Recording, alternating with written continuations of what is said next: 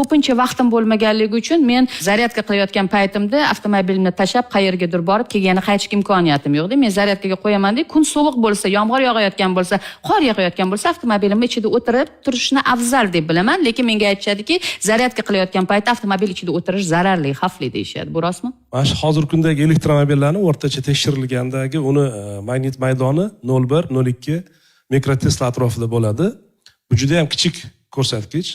Biz mana hozirgi kunda agar solishtiradigan bo'lsak, qiyoslaydigan bo'lsak, mana hozir magnit rezonans tomografiyalar bor, MRT. Shularda tushadigan bo'lsak, Toshkent shahrida hozirgi kunda eng kichkinasi 0,5 Tesla bo'ladigan bo'lsa, 1,5 Teslagacha tushiradigan MRTlar bor.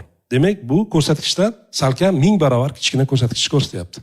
Endi ikkinchisi, sizni mana bu zaryadlanayotgan paytda iloji boricha avtomobildan tushib turgan ma'qulroq, chunki zaryadlanayotgan paytda magnit maydon kattaroq bo'ladi. Mana hattoki telefonda ham inson zaryadlanayotgan paytda o'zingizni yotog'ingizdan uzoqroq joyda qo'yishni tavsiya qilinadi, shu magnit maydon ta'sir qilmasligi uchun.